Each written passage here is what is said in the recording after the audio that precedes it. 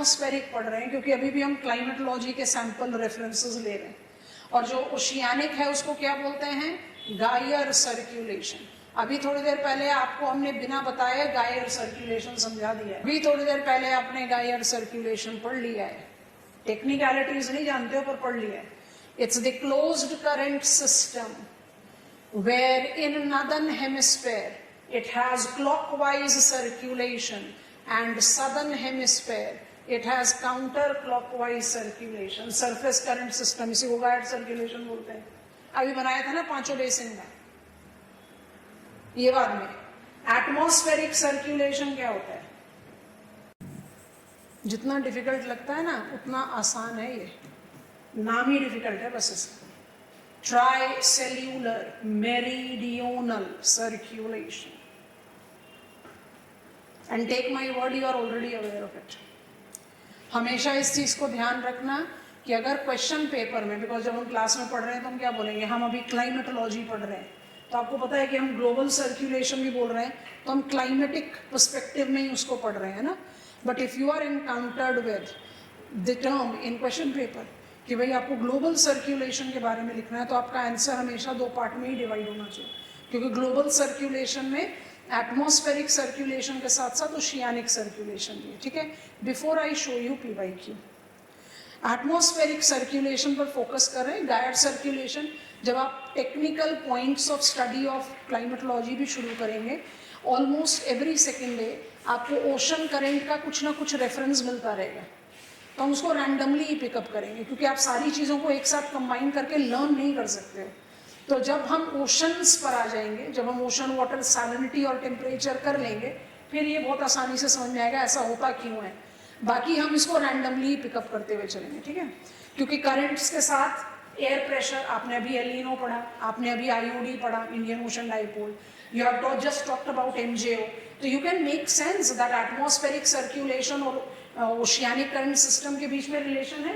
क्योंकि warm current क्या करेगा, एयर कॉलम को वार्म करेगा तो लो प्रेशर डेवलप करेगा, तो वो इफेक्ट तो बाय डिफॉल्ट है, तो उसको इग्नोर नहीं किया जा सकता। ठीक, अच्छा, वन बाय वन लर्न करते हैं। अभी थोड़ी देर पहले एक डायग्राम बनाया था, उसी डायग्राम के रेफरेंस पर हम बात कर, यहाँ भी एयर प्रेशर लिख देते हैं। पहले समझ लो, फिर जो कॉपी करना हो कॉपी करना, ठीक, बिल्कुल elementary level. Incoming solar radiation insolation, अगर इंसोलेशन हाई होगा, इनकमिंग सोलर रेडिएशन हाई है, डायरेक्ट सन रे है, डायग्राम बना दिया था इसलिए रिपीट नहीं कर रहे। तो मान लीजिए हम इक्वेटोरियल बेल्ट पर है, हम 10 डिग्री नॉर्थ 10 डिग्री साउथ के पास में, तो वहाँ सारे साल भर मुझे डायरेक्ट सन रेज मिल रही हैं, तो मेरा इंसुलेशन लेवल जो है बहुत हाई होगा। अगर इंसुलेशन बहुत हाई है तो एयर टेम्परेचर क्या होगा, high. Higher insolation will lead to higher air temperature. Go ahead दो, मतलब इंसुलेशन और टेम्परेचर के बीच में पॉजिटिव रिलेशन है। जितना ज्यादा इंसुलेशन उतना ज्यादा टेम्परेचर, टेम्परेचर और प्रेशर के बीच में इनवर्स रिलेशन। जितना हाई टेम्परेचर होगा एयर कॉलम उतना हल्का, वो एक्सपैंड करेगा, एक्सपैंड करके वो राइज करेगा, राइज करेगा तो वो कम वेट एग्जर्ट करेगा। प्रेशर को हम कैसे डिफाइन करते हैं, pressure is defined as weight air column exerts on ground। तो अगर वो ज्यादा वेट एग्जर्ट करता है तो हम क्या डेवलप करते हैं, high pressure. When it is more weight exerted, और जब वो लेस वेट एग्जर्ट करता है तो हम क्या बोलते हैं, लो प्रेशर। तो लेस वेट कौन सा एयर एग्जर्ट करेगा, जो एक्सपैंड करके राइज कर रहा है। ज्यादा वेट कौन एग्जर्ट करेगा, जो कॉन्ट्रैक्ट होकर सबसाइड कर रहा है। ठीक है, चलिए दोबारा से। Air temperature has got positive relation with insolation and air pressure has got inverse relation with temperature. Higher temperature will always lead to lower pressure. यहां तक बात क्लियर हो गई। कुछ बहुत इंपॉर्टेंट चीजें आप लोगों को दिखाते हुए समझाएंगे तो थोड़ा समझते जाना। अब इस कंटेक्स्ट में इसी स्लाइड पर अभी डायग्राम ओपन करेंगे, पर पहले हम डायग्राम बना रहे हैं। इसी कंटेक्स्ट में हम इसको ऐसे ऐड कर लेते हैं, and we apply, we develop are geoid. हमने फिर से अपना जियोइड बना दिया। मॉनसून के चक्कर में आपने ऑलरेडी एटमॉस्फेरिक सर्कुलेशन पढ़ा हुआ है, बस आप उसको टेक्निकली समझने की कोशिश कर रहे हो, and we will be solving few PYQs hand in hand. ये मेरा इक्वेटर है, इक्वेटर पर सारे साल भर हाई इंसोलेशन होता है, इक्वेटर पर सारे साल भर हाई टेम्परेचर होगा, इक्वेटर पर सारे साल भर डैश प्रेशर होगा, जल्दी जल्दी, low pressure, agreed, low pressure. तो ये मेरा equatorial low pressure area, agreed all of us. Poles पर चले जाओ, 90 degrees north and 90 degrees south, 90 degrees north, 90 degrees south, poles of our planet will be insolation deficit.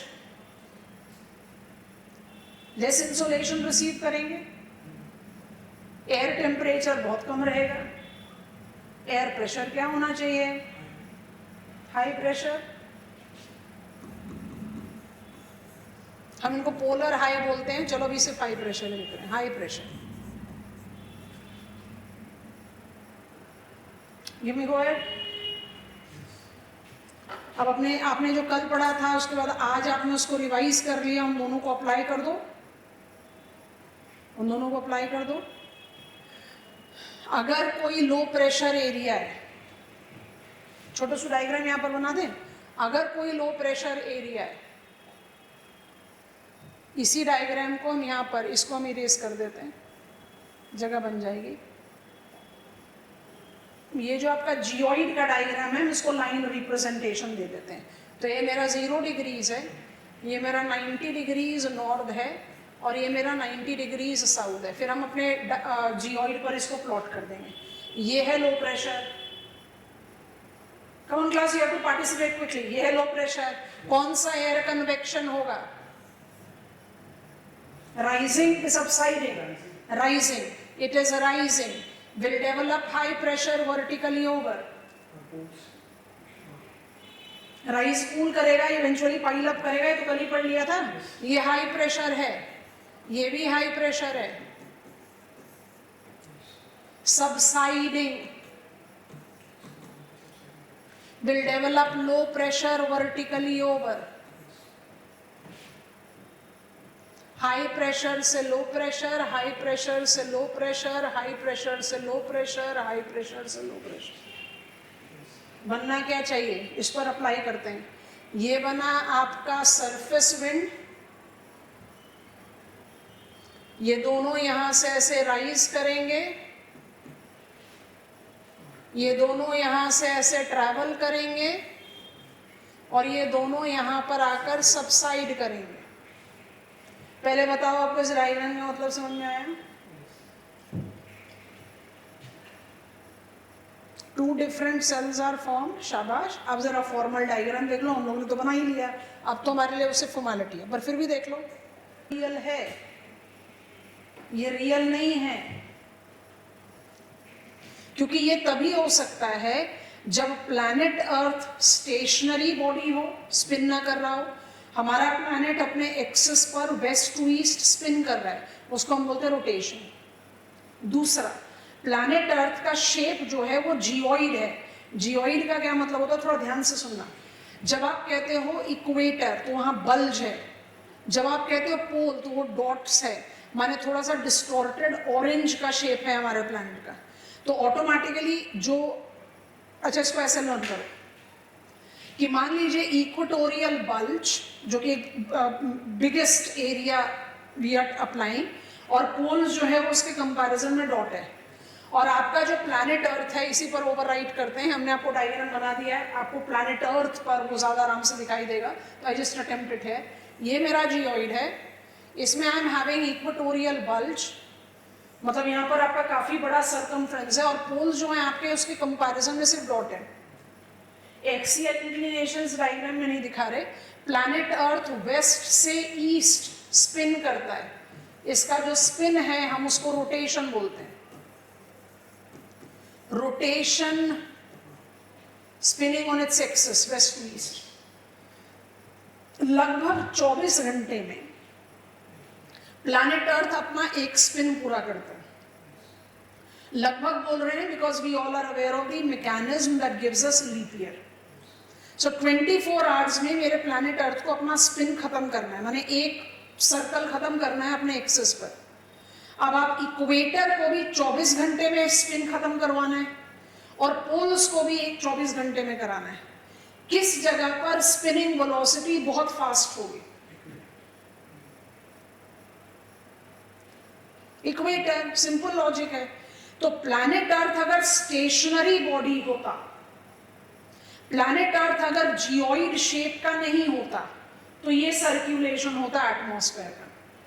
Planet earth geoid shape पर है, माने जितना आप लो लैटिट्यूड की तरफ चलते जा रहे हैं. अच्छा, लो लैटिट्यूड को हमेशा समझना, इक्वेटर इज 0 डिग्रीज, और जैसे आप पोल की तरफ जा रहे हो आप इसको बोल रहे हो 90 डिग्रीज नॉर्थ एंड साउथ. तो आप जब कहते हो ना, आप जब एनसीईआरटी भी पढ़ोगे, you will encounter increase in sine of latitude. हमने भी कई बार ये एक्सप्रेशन इस्तेमाल किया है क्लास में. What does that mean? As I increase the sign of latitude, sign, degree, as I increase the sign of latitude means I am traveling from equator to poles. आपको समझ में आया?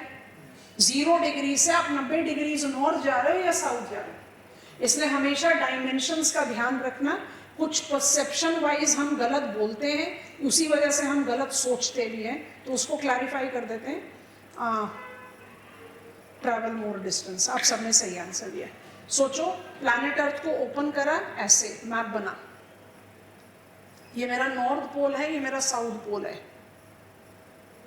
हम इसको देखते ऐसे हैं, तो हम कहते हैं नॉर्थ पोल, साउथ पोल, ऊपर नीचे. ऊपर नीचे नहीं है, ये हॉरिजॉन्टल है. ये नॉर्थ और साउथ है. ऊपर क्या होगा? हिमालयस. Got it? तो प्लैनेट अर्थ को जब आप ओपन कर रहे हो, जैसे जियोइड को आप ओपन कर रहे हो मैप पर, तो आपको 2 हॉरिजॉन्टल डायमेंशन मिलते हैं. एक को बोलते हैं लैटिट्यूडनल. अभी थोड़ी देर पहले आपने ओशंस के कंटेक्स्ट में बात किया, लैटिट्यूडनल नॉर्थ साउथ. एक को बोलते हैं longitudinal, east west. United States of America is in west of India. Russia is north of India. Australia is south of India. बात समझ में आ रही? तो दोनों हॉरिजॉन्टल डायमेंशन. अगर प्लैनेट अर्थ स्पिन नहीं कर रहा होता, अगर प्लैनेट अर्थ का शेप जियोइड नहीं होता, तो सिंगल सेल सर्कुलेशन होता. पर ये तो फिर हाइपोथेटिकल है, ये तो फिर थियोरेटिकल है, ऐसा तो हो ही नहीं सकता. तो क्या होगा? आ रहे हैं अपने बोर्ड पर.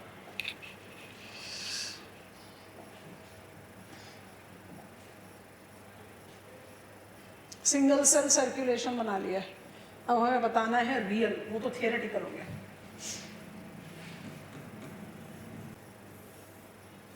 ये इतना एलिमेंट्री क्लाइमेट है कि हम इसको लार्जली स्किप करते हैं. आप अगर एनसीईआरटी भी पढ़ते हो तो वहाँ पर भी आपको एक्सप्लेनेशन नहीं मिल रहा कि सब ट्रॉपिकल हाई बना कैसे. 30 डिग्रीज पर सब ट्रॉपिकल हाई बन गया क्योंकि एयर कॉलम वहाँ सबसाइड करने लग गई. पर क्यों करेगी, ये सोचने की ज़रूरत है. तो थोड़ा ध्यान से देखो. एक छोटा सा बेस डायग्राम, सर्कल नहीं बना रहे हैं ताकि हमें थोड़ी जगह मिल जाए. ये मेरा जियोइड है, इसको हमने थोड़ा सा डिस्टॉर्टेड जगह लेने के लिए, ना तो रेक्टेंगल बनाया ना पूरा जियोइड बनाया, ताकि थोड़ी जगह मिल जाए. लैटिट्यूड्स मार्क कर देते हैं. 0 degrees, 30 degrees north and south,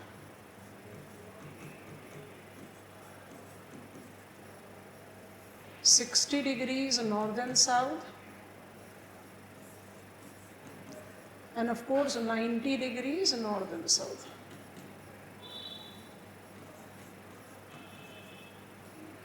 अब ये चीज़ तो हम सबके दिमाग में बहुत क्लियर है और इसमें कहीं कोई डिबेट है ही नहीं कि इक्वेटोरियल लो प्रेशर होगा, क्योंकि यहाँ पर सारे साल भर हाई टेम्परेचर रहता है. इसमें कहीं कोई डिबेट नहीं है, हमें चेंज भी नहीं करना.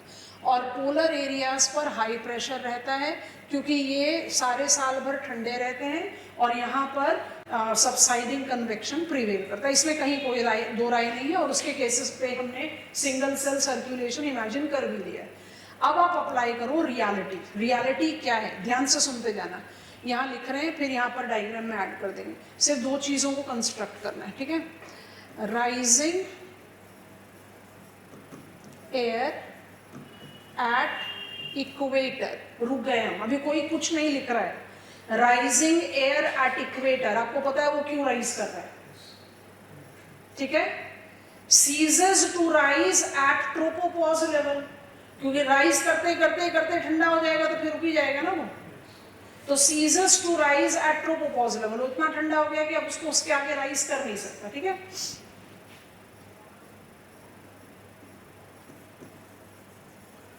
Tense to latitudinally advect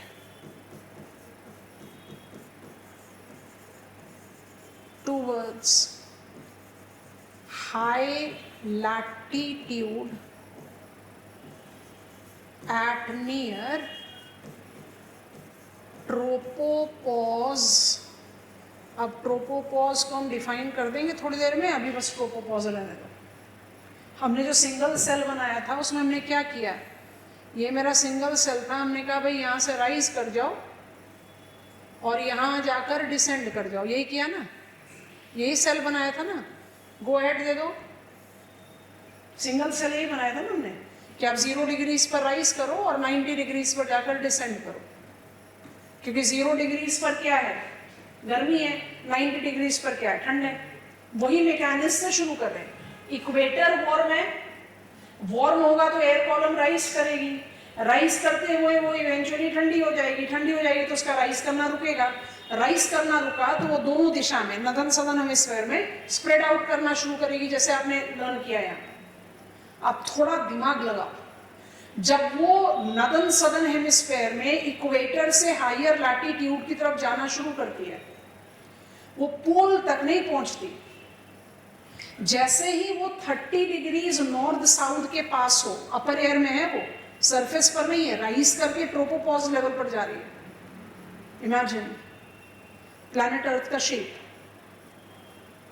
planet earth का शेप, आप बड़े सरकमफ्रेंस से छोटे एरिया में जा रहे हो। Cameras on, all of you concentrate. What will happen, you will start shrinking, क्योंकि आपको कम एरिया कवर करना है। श्रिंक करने से आप क्या करोगे, आप हैवी हो जाओगे और हैवी होने की वजह से आप सिंक करना शुरू कर दोगे। जब आप सिंक करोगे तो आप कौन सा प्रेशर डेवलप करोगे, high pressure. as it has to cover less area, it shrinks.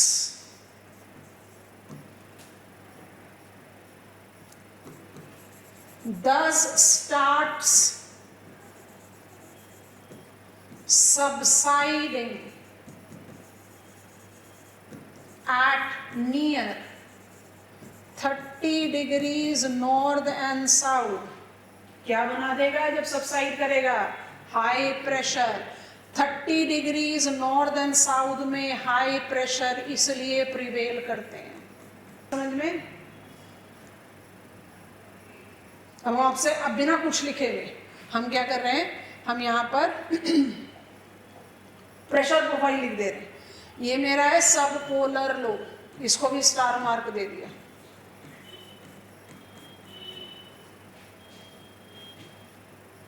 जो स्टार मार्क है ना वो थर्मली जेनरेटेड नहीं है। आप ठंडे हो इसलिए आप सबसाइड नहीं कर रहे। आप क्यों सबसाइड कर रहे हो, आप क्यों सबसाइड कर रहे हो, क्योंकि आप श्रिंक हुए। आपको समझ में आ रहा है, यहां पर आप ठंडे थे इसलिए आप सबसाइड कर रहे थे। तो जो हाई प्रेशर पोल्स पर बना है वो किस वजह से बना है, थर्मल। और जो हाई प्रेशर सब ट्रॉपिकल हाई पर बना है वो किस लिए बना है, वो मैकेनिकल है, डायनामिक है, वो टेम्परेचर की वजह से थोड़ी ना बना। Making sense. अब हम ना सिर्फ बोल रहे हैं डायनामिकली इंड्यूस, अब हम सिर्फ बोल रहे हैं, सुनो थोड़ा ध्यान से। पोल्स से, ये पोल्स से सरफेस विंड चलना शुरू करती है इक्वेटर की तरफ, चलाओ।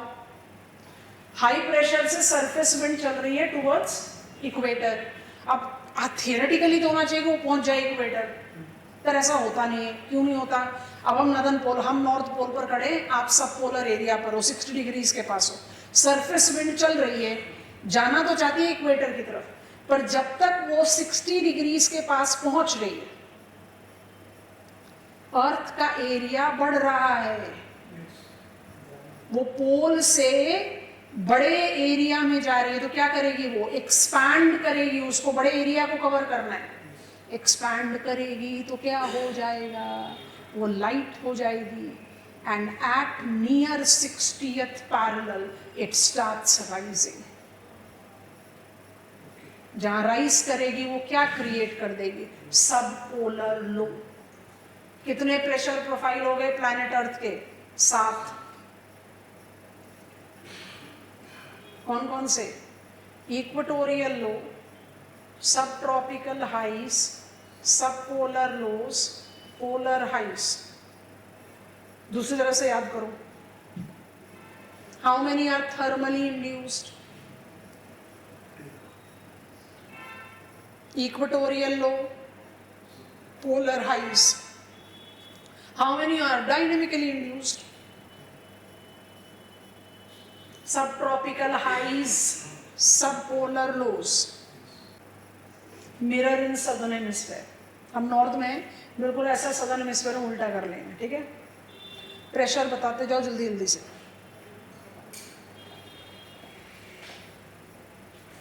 इक्वेटोरियल लो, सब ट्रॉपिकल हाई, सब पोलर लो,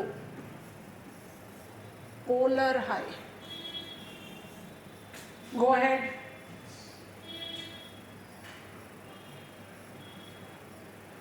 ठीक है, इससे पहले कि इस डायग्राम का डिटेल्स बनाएं, एक चीज़ आपको बता देते हैं ताकि आपको समझने में आसानी हो जाए, फिर मुश्किल नहीं रहेगी। जब हम कहते हैं ना atmosphere, realm of air which extends up to 10,000 kilometers from mean sea level, details later, but simple सा logic, जब आप इक्वेटर पर राइजिंग कन्वेक्शन दे रहे हो, तो उस राइजिंग कन्वेक्शन के पीछे का रीज़न क्या है? एयर वार्म है ना, सारे साल भर इंसोलेशन सरप्लस रहती है। इक्वेटर एक ऐसा लोकेशन है जहाँ सीजन साइकिल नहीं है, सारे साल भर गर्मी होती है, सारे साल भर आपका टेम्परेचर हाई है, हाईएस्ट नहीं है क्योंकि क्लाउड कवर है पीरियड, बट हाई है। तो जो राइजिंग एयर कॉलम है वो वार्म है, क्योंकि वो वार्म है इसलिए वो राइज कर रही है। तो तब तक ही तो राइज करेगी ना जब तक कूल डाउन होकर आगे राइज ना कर पाए, ठीक है? अच्छा, आप आगे 90 डिग्रीज नॉर्थ पर, साउथ पर आप इसी का रेपुटेशन ले लोगे। यहाँ पर आपके पास है सबसाइडिंग एयर। ये सबसाइड क्यों कर रही है? क्योंकि ये कोल्ड है, डेंस है, कोल्ड होगी तो सबसाइड ही करेगी, तो ये कोल्ड है इसलिए ये सबसाइड कर रही है। अब आप इसी लॉजिक से सोच लेना, जो आपका लोएस्ट लेयर ऑफ एटमॉस्फेयर है उसको आप ट्रोपोस्फेयर बोलते हैं, क्योंकि हमने टर्म इस्तेमाल किया tropopause. I just want to clarify that. Troposphere is the inner most layer of atmosphere. उसकी जो आउटर बाउंड्री है हम उसको ट्रोपोपॉज बोलते हैं। और ट्रोपोपॉज के लिए आप हमेशा ये स्लांट देखोगे अपने स्कूल बुक्स में, स्टैंडर्ड बुक्स में, अदरवाइज पढ़ोगे तो ये आपका ट्रोपोपॉज है।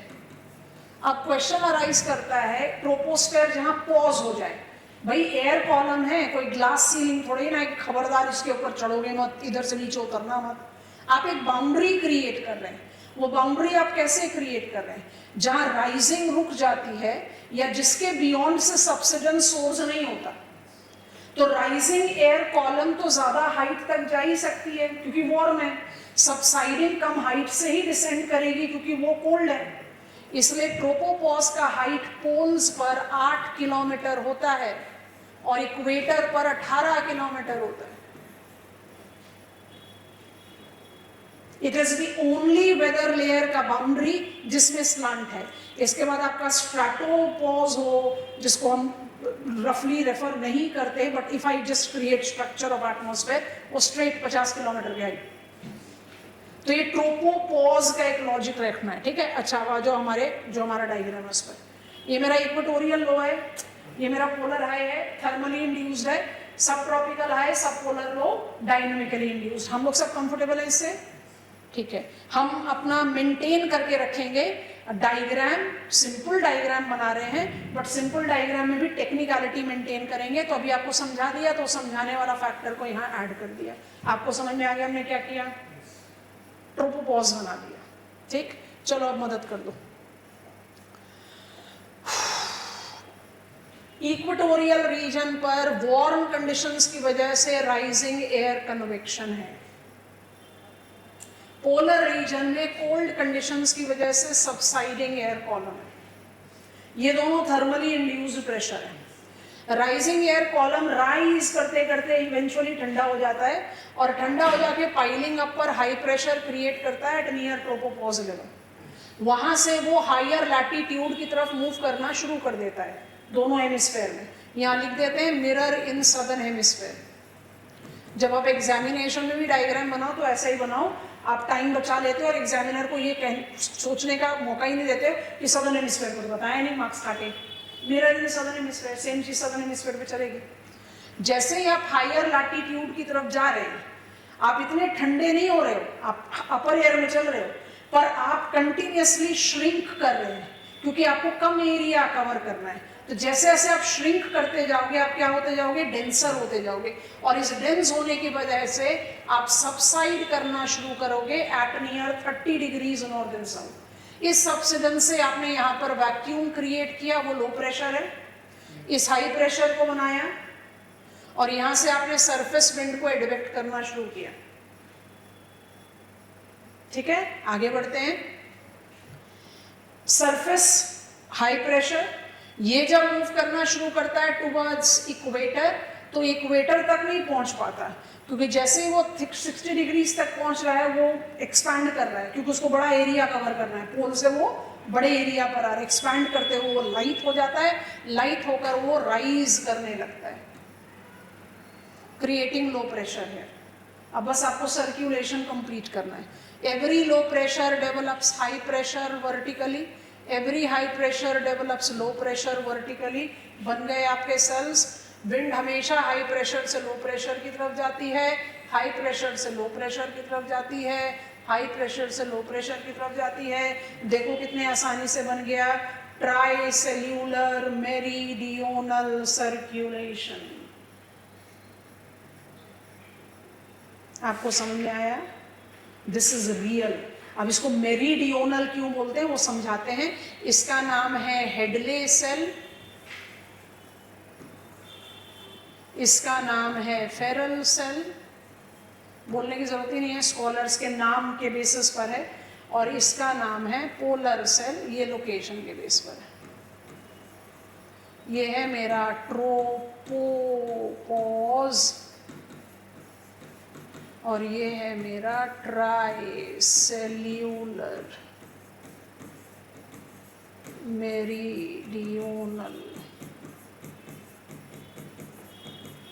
सर्क्यूलेशन। ट्राइसेल्यूलर तो समझ में आ गया ना? खुद से बनाओ, मत देखो हमने क्या बनाया, आप खुद से बनाओ। आपको हमने समझा दिया सिंगल सेल से ट्रिपल सेल। आपको सब पता है कि हाई प्रेशर लो प्रेशर को प्लॉट करके आप कैसे बना सकते हो। बस ध्यान रखना है, देखो डायग्राम फ्री हैंड बनेगा एग्जामिनेशन में, बट फ्री हैंड बनते समय भी एक डब्बा बना दोगे पूरा, तो उसकी वैल्यू कम रहेगी ना। ट्रोपोपॉज की हाइट दिखा दोगे तो वैल्यू ऑफ डायग्राम अपने आप बढ़ जाएगी। तो ये बस making the things much more appropriate, convince करना है ना एग्जामिनर को अच्छे मार्क्स देने के। अगर सबको एक ही लेवल पर बना दोगे तो डायग्राम गलत तो नहीं हुआ, पर वो इतना कन्विंसिंग नहीं लगता।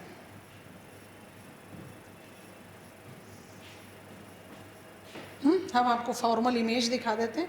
हमने फॉर्मल इमेज से बेटर इमेज बनाया। वैसे देखो, हमने कहा ना mirror in southern hemisphere, Hadlee, Feral, polar. समझ में आ गया? 3 cells, come on, give me, go ahead.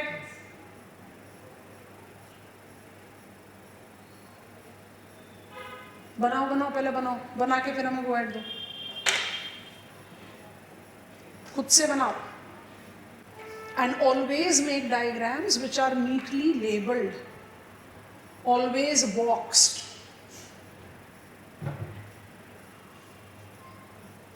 And it comes up with practice. बहुत आराम से आता है, ऐसा कोई मुश्किल काम नहीं है। हो गया? अब मेरीडियोनल भी बता देते हैं और फिर हम आपको PYQs दिखाते हैं, उसको सॉल्व तो हम कल ही करेंगे। मेरीडियोनल बता रहे हैं, ठीक है? ये मेरा जियोइड है, रफ डायग्राम बनेगा बट बहुत आराम से हमारा पर्पस सॉल्व कर देगा, ठीक है? बहुत ही ज़्यादा टेढ़ा मेढ़ा हो गया, थोड़ा सा नॉर्मल बना देते हैं। चलो, ग्रेटिक्यूल नेटवर्क, सबका पेन ड्रॉप हो जाएगा, सब जरा यहाँ कंसंट्रेट करेंगे और कैमरा ऑन करके रखेंगे। अभिषा, आपका कैमरा लगातार बंद क्यों है?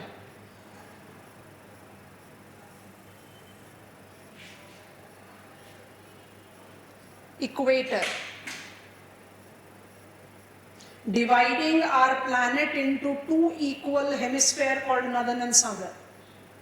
All the imaginary lines that are drawn at angular distance from equator is called latitude. किसी भी सर्कल के 360 डिग्रीज होते हैं। Latitudes are circle, they are drawn across the globe.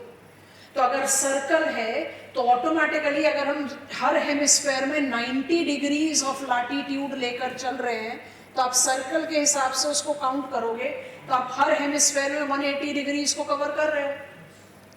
तो latitudes are imaginary lines that are drawn at angular distance from equator. तो equator से angular distance of 23.5 degrees पर या angular distance of 66.5 degrees north पर, similar in southern hemisphere 23.5 degrees south पर या 66.5 degrees south पर आपके सारे मेजर लैटिट्यूड्स हैं। ग्रेटिक्यूल नेटवर्क का पहला कॉन्स्टिट्यूएंट होता है लैटिट्यूड्स। लैटिट्यूड्स को हम पैरेलल्स भी बोलते हैं। पैरेलल्स इसलिए बोलते हैं because they are drawn parallel to each other. जब आप कहते हैं 23.5 डिग्रीज नॉर्थ, इसका मतलब है कि वो इक्वेटर से 23.5 डिग्रीज एंगल पर या एंगुलर डिस्टेंस पर ड्रॉ किया गया है। और it basically is correlated to, okay Abhisha I understand, Anvisha I understand. अच्छा, ये हो गया आपका एंगुलर। आप हर लैटिट्यूड में आपका 90 डिग्रीज है तो आप 180 डिग्रीज कवर कर रहे हैं। पैरेलल इसलिए बोलते हैं because they run parallel to each other. अच्छा, 23.5 डिग्रीज को समझा रहे थे तो इसका सिंपल लॉजिक है, 0 डिग्रीज 1, 1, 2, 2, 3, 3, 4, 5, 6, ऐसे आप 23 पर आए, 66 पर आए, 90 पर चले गए। तो हर डिग्री ऑफ, 0 नहीं लिखते, every degree of latitude is at 111 kilometre distance और ये कभी चेंज नहीं होता। They are always equidistant. हर लैटिट्यूड एक 111 किलोमीटर्स अपार्ट है। 0 to 1 111, 0 to 2 111, वो डिस्टेंस बंद नहीं होगा। अच्छा, ये n.5 क्या होता है? और आप NCERTs में देखोगे तो लिखा होगा 23 डिग्रीज 30 मिनट्स। तो हर डिग्री को आप वॉच, हर डिग्री को आप 60 मिनट्स और हर मिनट को आप 60 सेकेंड्स में डिवाइड करते हो। You have to imagine you are talking about planet Earth. आपके लिए 1 डिग्री इस डायग्राम में बहुत छोटा सा है, बट आप सोचो कि 30 डिग्रीज का मतलब हो गया आप नॉर्दर्न इंडिया से कन्याकुमारी तक पहुंच गए। So more than 3,000 kilometers. So it is like to subdivide. इसलिए 23.5 degrees Tropic of Cancer can be called 23 degrees and 30 minutes north. ठीक है? So ये मेरे प्रिंसिपल लैटिट्यूड्स हो गए। हम मेरीडियोनल एक्सप्लेन करना चाहते हैं, उसी के लिए आपको इतना बैकग्राउंड बता रहे हैं। अब आगे आपके ग्रेटिक्यूल नेटवर्क के दूसरे कॉन्स्टिट्यूएंट, इनको बोलते हैं लॉन्जिट्यूड्स।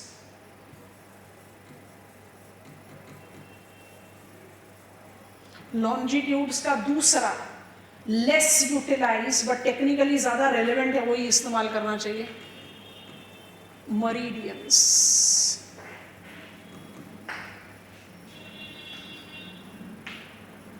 ये मेरा 0 डिग्रीज है और हम कुछ रैंडम ड्रॉ कर देते हैं।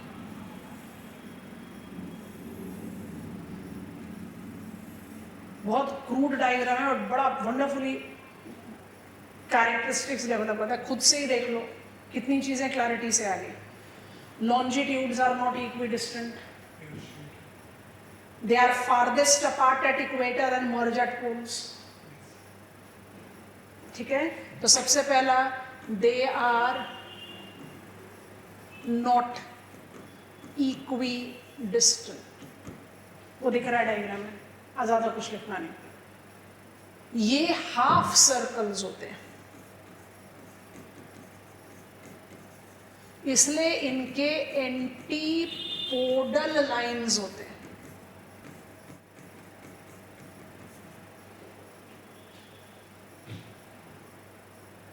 लॉन्जिट्यूड 180 डिग्रीज है। ये अगर मेरा प्राइम मरीडियन है, सोचो, इमेजिन करो, आप पोल से देखना, आप पोल से देखो, आप पोलर व्यू देखो। पोलर व्यू देखोगे तो क्या दिखाई देगा, यहाँ बना है, पोलर व्यू देखोगे तो ऐसा कुछ दिखाई देगा। अगर आप पोलर व्यू ले रहे हैं, नॉर्थ पोल पर खड़े हो, ये आपका नॉर्थ पोल है, ठीक है। अब इस पर प्लॉट कर देते हैं अलग से तो दिखाई देगा। ये आपका नॉर्थ पोल है, इसको सेंटर स्टेज दे दें थोड़ी देर के लिए, आपको समझ में आएगा, फिर हम श्रिंक कर देंगे। आप पोल पर खड़े हो और आप पोल से व्यू कर रहे हो लॉन्जिट्यूड को। सो ये आपका अगर 0 डिग्रीज लॉन्जिट्यूड है, हाफ सर्कल है, तो इसका एंटीपोडल लाइन, उल्टा लाइन, ये प्राइम मरीडियन है, हाफ सर्कल है ना, तो इसका जो आधा सर्कल है वो क्या है, वो 180 डिग्रीज लॉन्जिट्यूड है। अगर ये 90 डिग्रीज ईस्ट लॉन्जिट्यूड है तो ये 90 डिग्रीज वेस्ट लॉन्जिट्यूड होगा।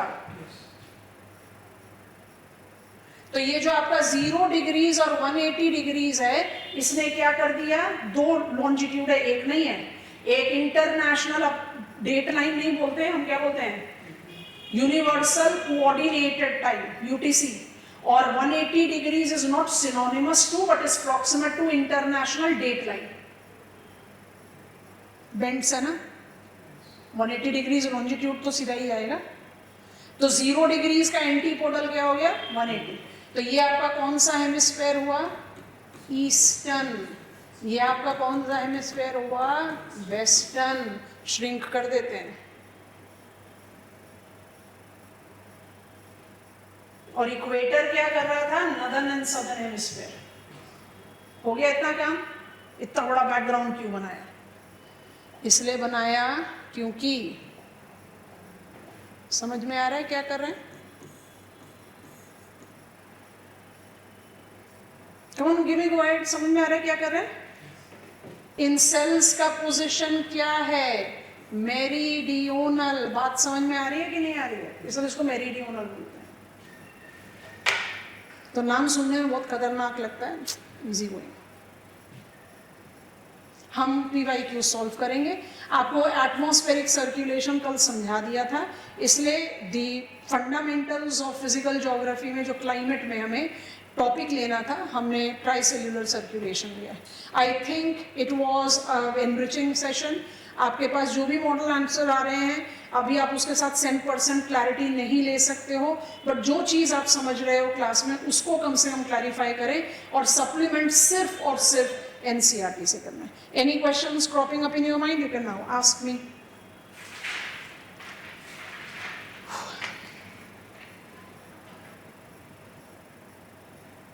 हर टर्म का एक डिफाइंड मीनिंग है, टर्म को डिकोड कर लोगे तो फिर चीजें अपने आप ही आसान हो जाएंगी।